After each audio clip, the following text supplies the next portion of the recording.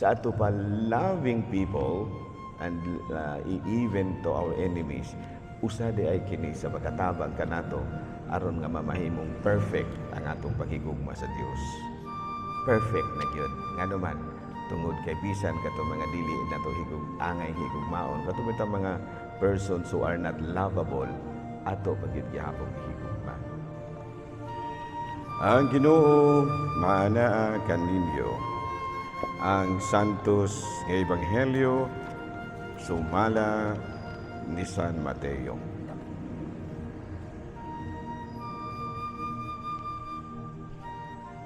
Si Jesus miingon sa iyang mga tinunan, nakadungog kamo nga giingon kaniadto, higugmaa ang imong mga higala, ug dumti ang imong mga kaaway. Apan karon sultihan ko kamo higugmaa ang inyong mga kaaway, ug pag-ampo kamo alang sa mga tawo nga nagpasipala kaninyo, aron mahimo kamong mga anak sa inyong amahan nga atua sa langit.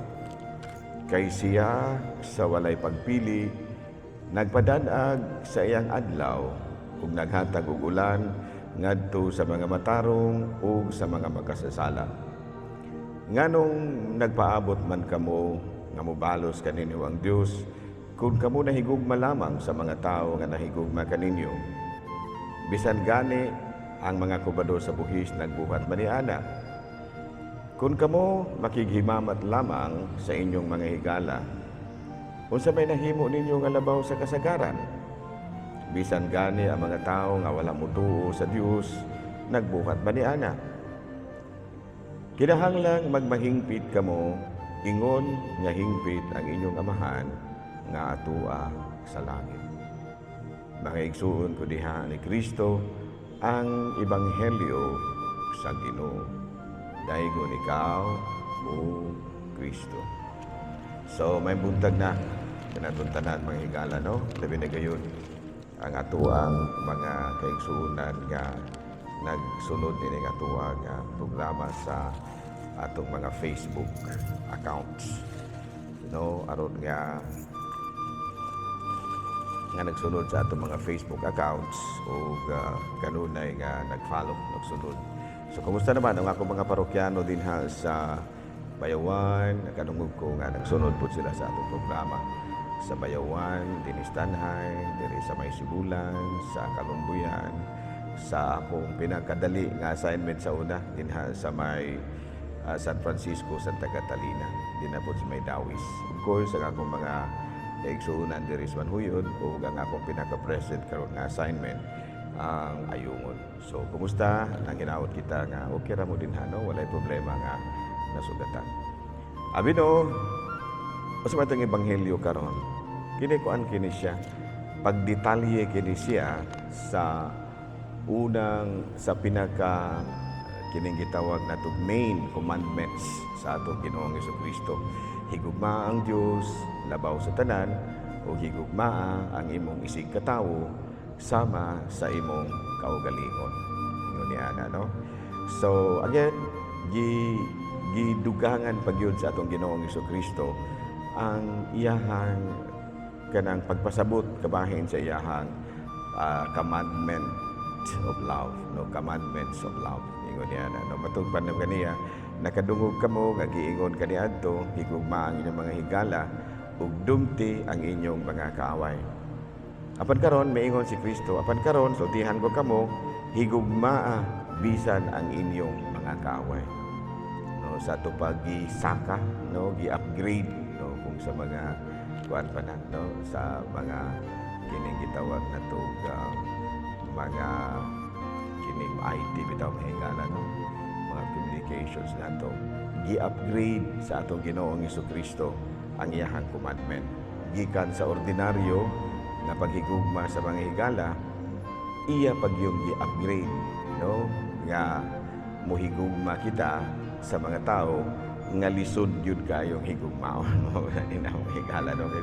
Doon naman giubang mga tao. Kining mga tao nga ato mga higala, tigtabang ka nato, no? Nagsuporta gyud sa ato ang mga kalibukan, no? Kanang nagtabang yun ni suporta pinaagi sa mga financial support, no, kini gitawag natong spiritual kining emotional, no, kung i-contribute yun sa yun kaya nang higugmaon.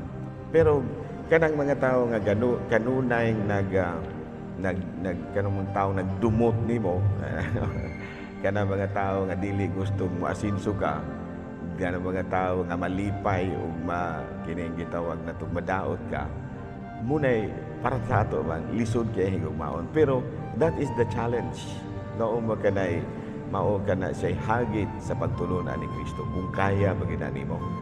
No, kaysa yun malagi kayong tumanon tong higugma ang imong isig katao kilabi na katong mga nahigugma nimo. Pero katong mga kontra nimo, it's very challenging, no, nga ato gyud na siyang masunod ingon niya.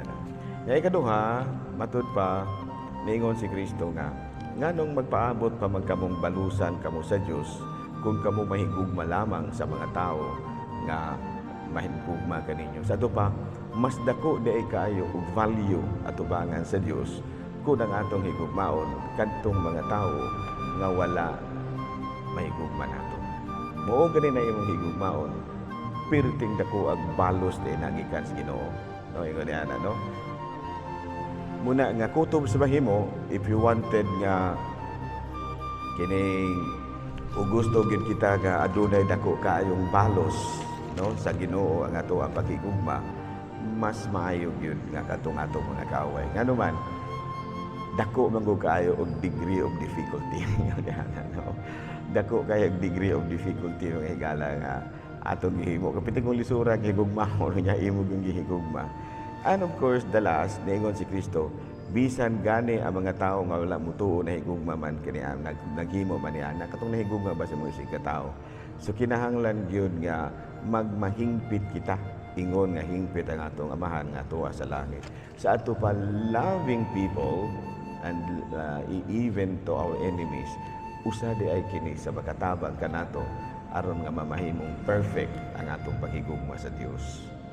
Perfect na yun. Nga naman, tungod kay bisan kato mga dili na to angay higugmaon, kato mga persons who are not lovable, ato pagid gihapon gihigugma.